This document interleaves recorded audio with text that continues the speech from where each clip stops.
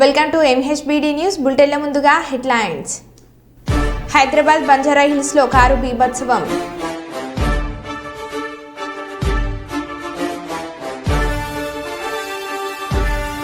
జిల్లా అధికారులు SC/ST సంఘాల నాయకులతో SC/ST కమిషన్ చైర్మన్ బక్కి వెంకటయ్య సమీక్ష.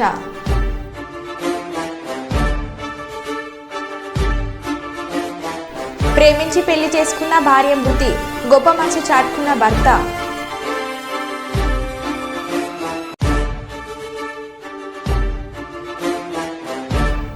విజయవాడలో కురుస్తున్న భారీ వర్షం, జల దిగ్బంధంలో విజయవాడ బస్టాండ్.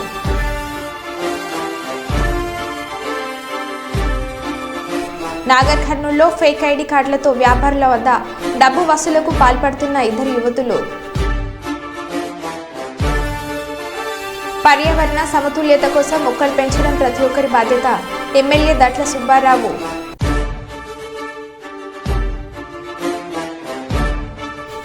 జోరు వానలోనూ వాడపల్లి వెంకన్న ఆలయానికి పెద్ద ఎత్తున భక్తుల తాకిడి.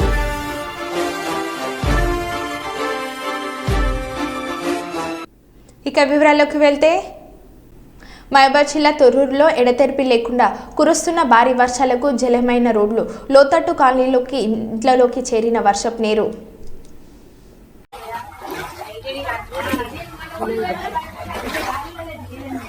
ఒక గంట సేపు కుడిచిన వానకి ఇంత దారుణంగా అయితే ఇల్లులు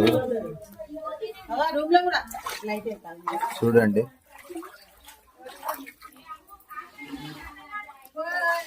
బెడ్రూమ్ లకు కూడా చాలా బజార్లో కాలువలు సరిగా లేక, రోడ్డు సరిగా లేక ఇది పరిస్థితి. చూడండి ఎంత దారుణం.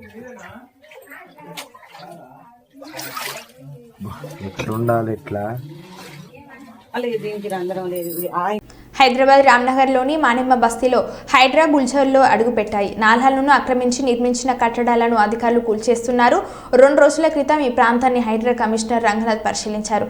ఆక్రమణలపై నివేదిక సమర్పించాలని GHMC రెవెన్యూ అధికారులను ఆదేశించారు. అక్రమ కట్టడాలని తేలడంతో ఇవాళ ఉదయం కూల్చివేతలు మొదలయ్యాయి.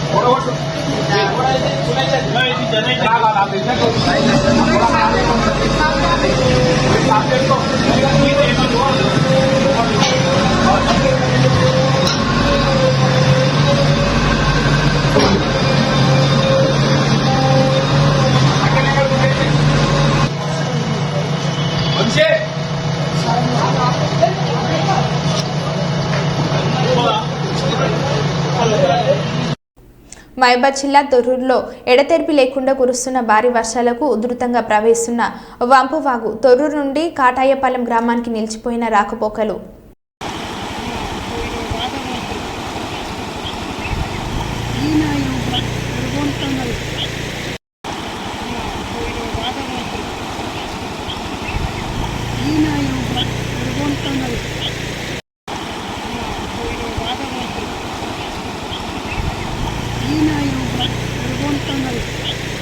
నాగర్ కర్నూలులో ఫేక్ ఐడి కార్డులతో వ్యాపారుల వద్ద డబ్బులు వసూలుకు పాల్పడుతున్న ఇద్దరు యువకులు. గూగుల్లో షాప్ లొకేషన్, షాప్ ఫోటోస్ పెడతామని గాలం. ఆఫర్ పేరుతో ఒక్కో వ్యాపారి నుంచి 6,000 రూపాయలు వసూలు చేశారు. జిల్లా కేంద్రంలోని దేవకి లాడ్జిని అడ్డంగా మార్చుకున్న యువతులు అనుమానం వచ్చి పోలీసులకు ఫిర్యాదు చేయగా ఇద్దరు యువతులను అదుపులోకి తీసుకున్న పోలీసులు.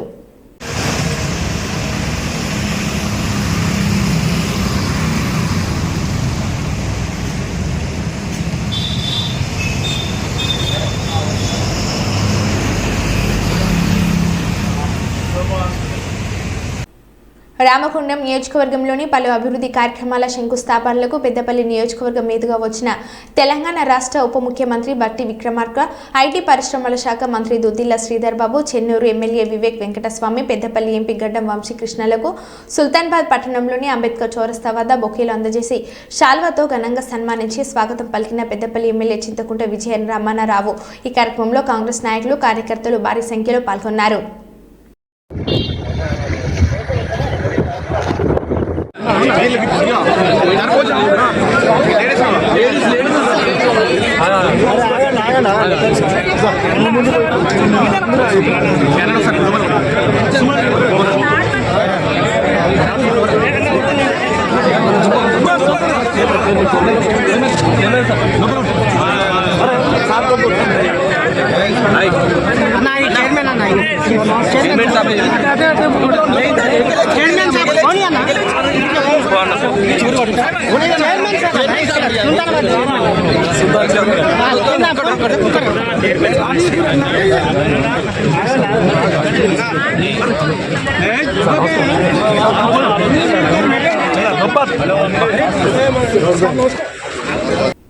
విజయవాడలో కురుస్తున్న భారీ వర్షాలు, జలమయమైన రోడ్లు, నీట మునిగిన వాహనాలు.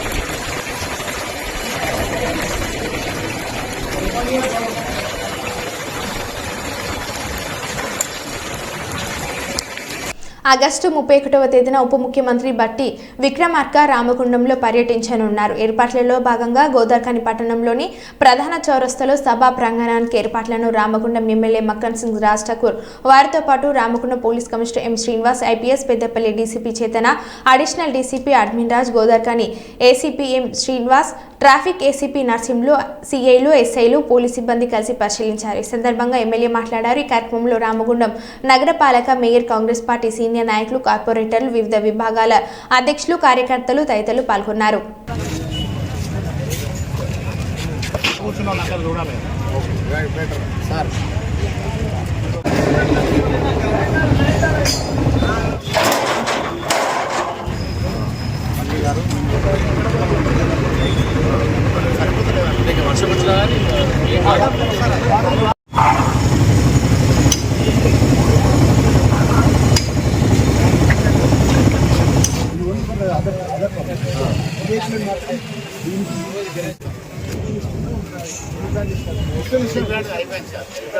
మా నాయకులు ఈ ప్రాంతంలో పాదయాత్ర చేసి ఈ ప్రాంత సమస్యలన్నీ కూడా పూర్తిగా అవగాహన చేసుకొని ఖచ్చితంగా రామగుండాన్ని పూర్వవైభవం తీసుకురావాలి. రామగుండంలో 1:800 కట్టాలి. రామగుండంలో ఉన్నటువంటి రైతు ప్రాంతాల్లో సాగునీరు, తాగునీరు ఇవ్వాలి. గోదావరికని రామగుండం కార్పొరేషన్లో సింగరేణి ప్రాంతాల్లో చదువుకున్న నిరుద్యోగులకు ఉద్యోగ కల్పన కల్పించాలి.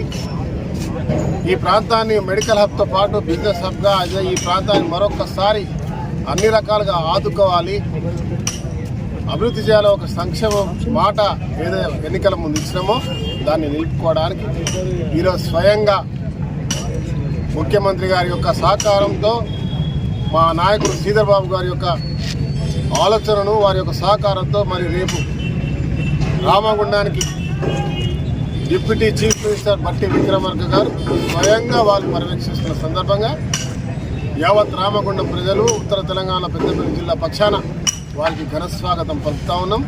వారి ప్రాంతంలో వచ్చే 188తో పాటు పైలట్ ప్రాజెక్ట్గా OCP4 మూసిపోయేబడ్డ దాన్ని హైడల్ ప్రాజెక్ట్ కింద తీసుకురావడానికి ఒక ఆలోచనతో రామగుండం బాగుపడాలని ఉత్తర తెలంగాణలో ఒక పవర్ హబ్గా NTPC ద్వారా 300 to 800తో పాటు మరి 500 మెగావాట్స్ 190 800 మెగావాట్స్తో పాటు గ్రీన్ ఎనర్జీ అంటే సోలార్ ప్రాజెక్టు కూడా ఏర్పాటు చేసే కార్యక్రమాలతో పాటు స్కిల్ డెవలప్మెంట్ సెంటర్ 100 కోట్లతో STP నిర్మించే కార్యక్రమానికి పలు అభివృద్ధి కార్యక్రమాలను కూడా ప్రారంభించడానికి వస్తున్న నాయకునికి ఘన స్వాగతం పలకడానికి ప్రతి ఒక్కరు రావాల్సిందిగా మీ ద్వారా కోరుతున్నా.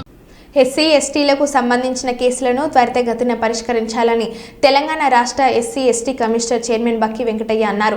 శుక్రవారం సంగారెడ్డి కలెక్టరేట్లోని సమావేశ మందిరంలో జిల్లా కలెక్టర్ క్రాంతివల్లూరు, ఎస్పీ రూపేష్ల ఆధ్వర్యంలో జిల్లా పోలీస్ అధికారులు, రెవెన్యూ అధికారులు, ఎస్సీ ఎస్టీ కుల సంఘాల నాయకులతో జిల్లాలోని ఎస్సీ ఎస్టీ కేసులు, ఎస్సీ ఎస్టీ సమస్యలు ఎదుర్కొంటున్న సమస్యలపై సమీక్ష నిర్వహించారు. ఈ సందర్భంగా జిల్లాలో పెండింగ్లో ఉన్న ఎస్సీ ఎస్టీలకు సంబంధించిన పోలీస్, రెవెన్యూ కేసులు త్వరితగతిన పరిష్కరించాలని అన్నారు. ఎస్సీ ఎస్టీలను అనవసరంగా కేసులో ఇరికించే పద్ధతులను పోలీసులు సిబ్బంది వినాలని, ఫ్రెండ్లీ పోలీసింగ్లో భాగంగా ఎస్సీ ఎస్టీలకు న్యాయం జరిగేలా పోలీస్, రెవెన్యూ సిబ్బంది పనిచేయాలని అన్నారు. ఈ సందర్భంగా జిల్లా కలెక్టర్ క్రాంతివల్లూరు మాట్లాడుతూ విద్యార్థులకు మంచి విద్య, మంచి భోజనం అందించేందుకు హాస్టల్స్లో రెసిడెన్షియల్ స్కూల్స్ విధిగా అధికారులు విధిగా తనిఖీలు చేయడం జరుగుతుందని, పాఠశాలలో సదుపాయాలు ఏర్పాటు చేయడం జరుగుతుందని జిల్లా కలెక్టర్ వివరించారు. కోరుకుంటూ మా నరసింహరావు చెప్పిండు మరి స్టడీ సర్కిల్ కోసం మరి మా కలెక్టర్ గారు, మేడం గారు మరి స్టడీ సర్కిల్ కోసం కొంచెం ప్రత్యేకమైన చొరవ తీసుకోవాలి. మేము కూడా మన జిల్లా మంత్రి దామోదర్ గారిని కలుస్తాం, దామోదర్ రాయలసీమ గారిని. మరి మన సంగారెడ్డి జిల్లాలో మరి మన పిల్లలకు ఎస్సీ స్టడీ సర్కిల్ ఉండాలని మరి గౌరవ ముఖ్యమంత్రి గారు కూడా మెమోరాండం ఇచ్చి మరి మా ప్రయత్నం మేము చేస్తామని చెప్పి ఈ సందర్భంగా తెలియజేస్తూ మీరందరూ కూడా మా కలెక్టర్ మేడం గారిని కోరుతున్నది ఏంటంటే మేమంతా కూడా మేము డ్యూరీలు రాస్తున్నాం madam. SC ST commission head office మా ఆఫీస్ ద్వారా ఏంటంటే రెగ్యులర్గా సివిల్ డైరీ తప్పుకోవాలి. దానికి సంబంధించిన మండలంలో ఇస్తే మరి అక్కడి నుంచే మేమందరం కమిషనర్ జిల్లా వద్ద పోయి మేము అక్కడ వేమనారాయణ రెడ్డి ప్రభుత్వ సలహాలతో మాట్లాడి మన గౌరవ ముఖ్యమంత్రి గారు అమెరికాలో ఉంటే కూడా మెసేజ్ పంపించి 24 గంటలల్లో సిఐని 6 కాన్స్టేబుల్ సస్పెండ్ చేయించి చూసి సమాజం అంతా చూసి నేను ఏమంటున్నంటే మన ఉమ్మడి మెదక్ జిల్లా మనంతా ఒక జిల్లా ఉందాం. నేను గౌరవ మా ఎస్పీ గారిని కోరుతా ఉన్నా, మా డిఎస్పీలను కోరుతా ఉన్నా. మరి అటువంటి సమస్యలు ఎక్కడైనా ఒక దొంగతనం కేసు విధించడం కానీ, ఎస్సీ ఎస్టీలను ఇలా కేసుగా ఒప్పుకోమని చెప్పి హరాస్మెంట్ చేయడం కానీ దయచేసి తెలుగు కూడా చూస్తే మనకు అందరికీ మంచిది. ఎందుకంటే అప్పుడు మేము ప్రవేశం కావాల్సి వస్తుంది. అప్పుడు మన ఎస్పీ గారిని ఇబ్బంది పెట్టవలసి వస్తుంది, డిఎస్పీ మిమ్మల్ని ఇబ్బంది పెట్టాల్సి వస్తుంది, కలెక్టర్ గారిని. ఫుల్ మెంబర్ వచ్చేసి ఇక్కడ మనకు రివ్యూ అనేది చేపట్టడం జరిగింది. ఈ సమీక్షా సమావేశంలో వివిధ అంశాలు మన దృష్టికి కూడా తీసుకురావడం జరిగింది. దీంట్లో ప్రధానంగా ఎస్సీ ఎస్టీ విద్యార్థులు ఎవరైతే ఉన్నారో వారికి మెరుగైన విద్య అందించే విధంగా జిల్లా అధికారులందరూ కూడా కృషి చేయాల్సిన అవసరం ఎంతైనా ఉంది. మన జిల్లాలో ఉన్న హాస్టల్స్, రెసిడెన్షియల్ వెల్ఫేర్ స్కూల్స్ ఇవన్నీ కూడా కన్సర్న్డ్ ఆఫీసర్స్ రెగ్యులర్గా ఇన్స్పెక్షన్ చేయాల్సి ఉంటుంది.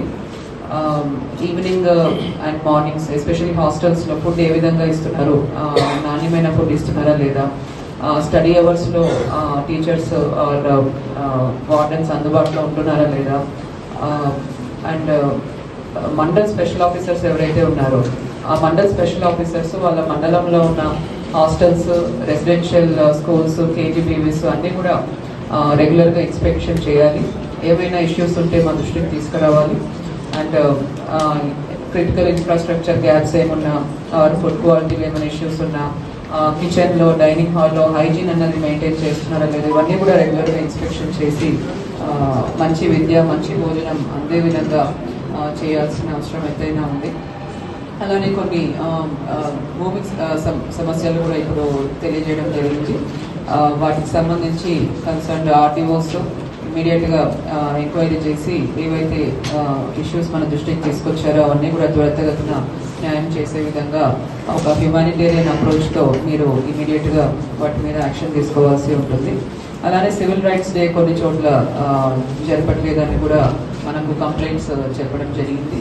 సో అన్ని మండలాల్లో కూడా డివిజన్ లెవెల్లో కూడా కంపల్సరీ సివిల్ రైట్స్ డే అన్నది ప్రాపర్గా జరపాలి. ఉన్న సభ్యులందరికీ కూడా ఇంటిమేషన్ ఇస్తూ అక్కడ ఉన్న సమస్యలు తీర్చే విధంగా ఈ సివిల్ రైట్స్ డే అనేది చేపట్టాల్సి ఉంటుంది. అలానే అట్రాసిటీ కేసెస్లో కాంపన్సేషన్ కోసం ఇమీడియట్గా ఏవైతే పెండింగ్ ఉన్నాయో అన్నీ కూడా ప్రాసెస్ చేసి ఫైనల్ స్టేజ్ వరకు కూడా తీసుకురావాల్సిన అవసరం ఎంతైనా ఉంది. సో దీంతో నేను సెలవు తీసుకుంటున్నాను. కాంగ్రెస్ పార్టీ ఎన్నికల ముందు ప్రజలకు ఇచ్చిన హామీలను నెరవేర్చాలని రామగుండం మాజీ ఎమ్మెల్యే కోరికంటి చందర్ డిమాండ్ చేశారు. ఈ మేరకు పెద్దపల్లి జిల్లా గోదార్కని పట్టణంలోని చౌరస్తా వద్ద టీఆర్ఎస్ పార్టీ కార్యాలయంలో మీడియా సమావేశంలో ఆయన మాట్లాడారు. ఈ కార్యక్రమంలో టీఆర్ఎస్ పార్టీ నాయకులు, కార్యకర్తలు తదితరులు పాల్గొన్నారు. ఈ యొక్క ప్రాంతంలో ఉన్నటువంటి సమస్యల పరిష్కారం చేయడం కోసం హామీలను కూడా నెరవేర్చాలని డిమాండ్ చేస్తూ మీరు రామగుండంలో ఇలా పవర్ ప్లాంట్ పెట్టడానికి సన్నాహాలు చేస్తూ ఉన్నారు. చాలా సంతోషం. అయితే అక్కడ ఉన్నటువంటి జెన్కో నేతృత్వంలో ఆ ప్లాంట్ ప్రారంభమైతే మాకు ఉపాధి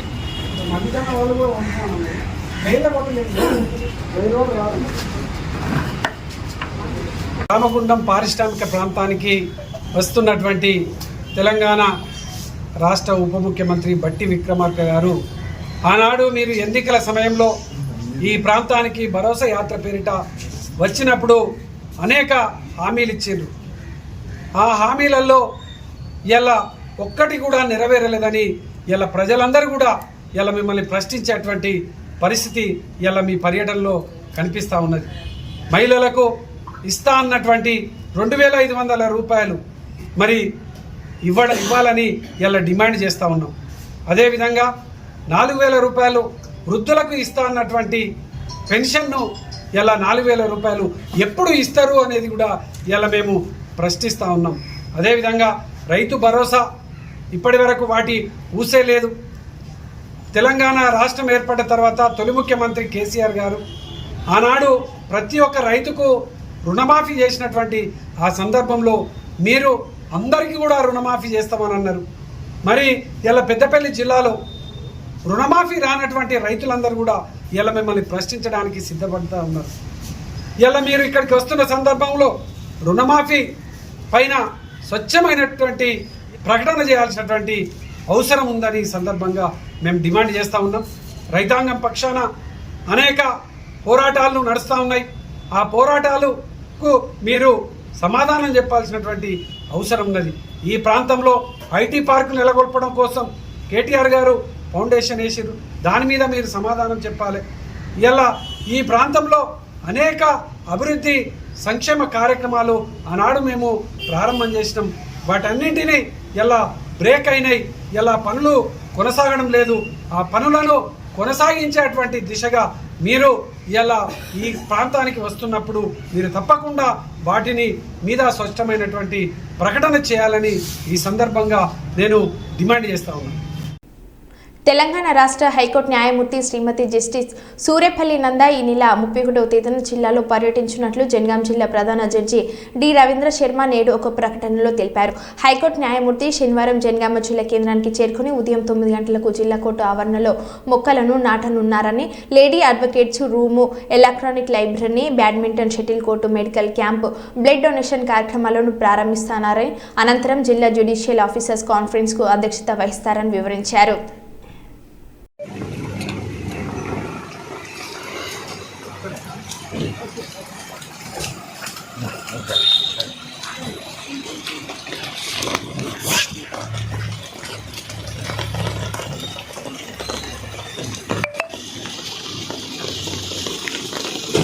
Sir, 1 minute. 1 minute.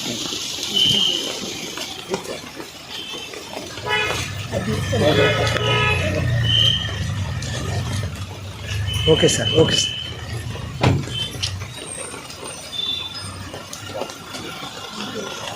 చూడండి సార్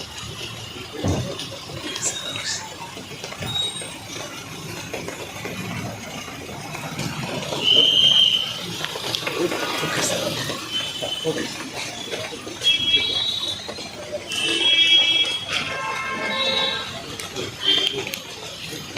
ఓకే సార్ సార్ మీరు కూడా వెళ్ళండి సార్ వెళ్ళండి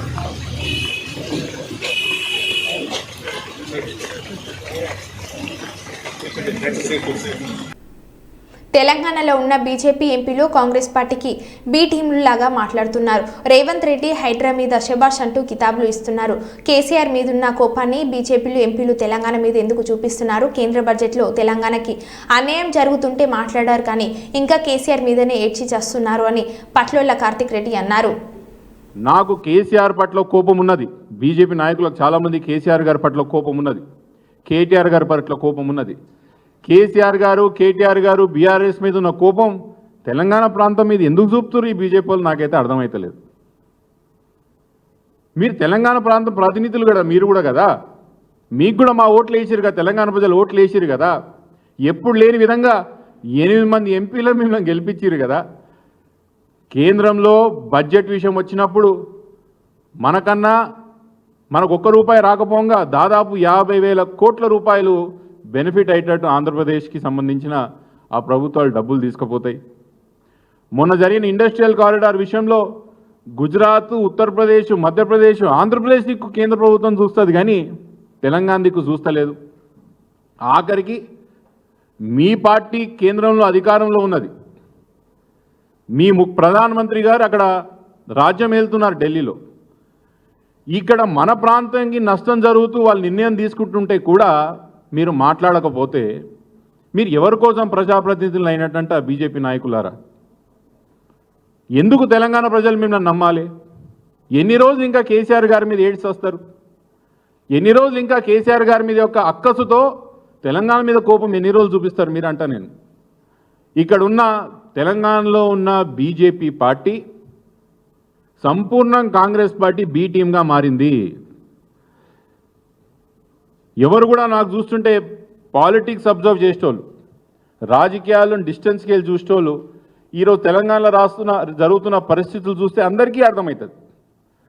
ప్రభుత్వం కన్నా గట్టిగా ప్రభుత్వం తీసుకున్న నిర్ణయాలకి ప్రభుత్వం కన్నా గట్టిగా బీజేపీకి సంబంధించిన నాయకులు, బీజేపీకి సంబంధించిన ఎంపీలు, ఎమ్మెల్యేలు వాళ్ళు ఆమోదం పలుకుతున్నారు. వాళ్ళు సోషల్ మీడియాలకు వచ్చి శభాష్ అని చెప్తున్నారు. సరే, అది మీ వ్యక్తిగతం. మీకు రేవంత్ రెడ్డి గారికి ఉన్న సంబంధాలు మేము చాలాసార్లు ప్రజల ముందుకు చెప్పే ఒక ప్రయత్నం చేసినాం. ఇప్పటికీ తెలంగాణ ప్రాంతంలో చాలామందికి కేసీఆర్ గారి మీద ఉన్న కోపంతో కాంగ్రెస్, బీజేపీ పార్టీ ఒకటే తెలంగాణలో అనే ఒక స్పష్టత తెలంగాణ ప్రాంతంలో ఉన్న చాలామందికి వచ్చింది. అది మీ వ్యక్తిగత నిర్ణయం.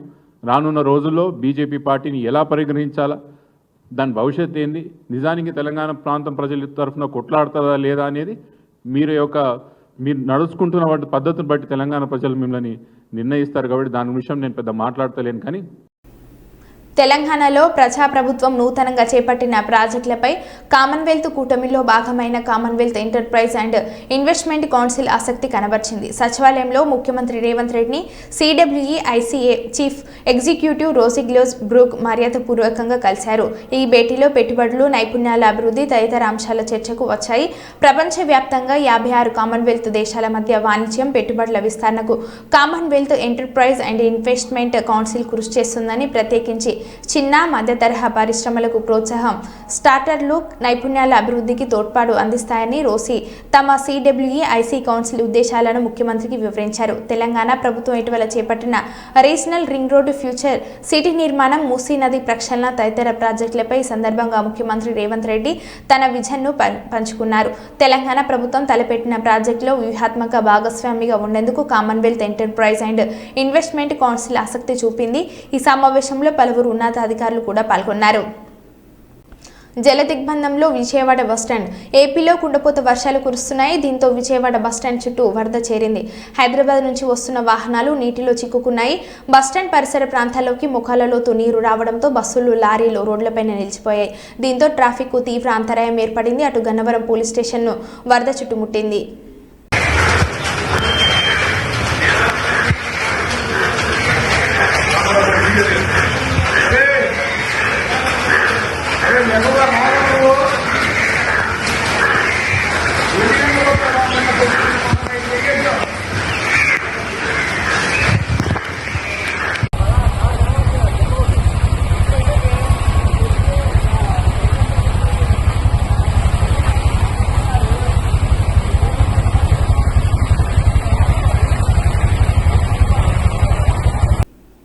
విజయవాడలో ఎడతెరిపి లేకుండా కురుస్తున్న వర్షాలకు మొగర్లాజాపురం సున్నపు బట్టీలు సెంటర్ సమీపంలో ఉన్న మసీద్ పక్కన కొండ చర్యలు జారిపడ్డాయని స్థానికుల ద్వారా సమాచారం అందింది.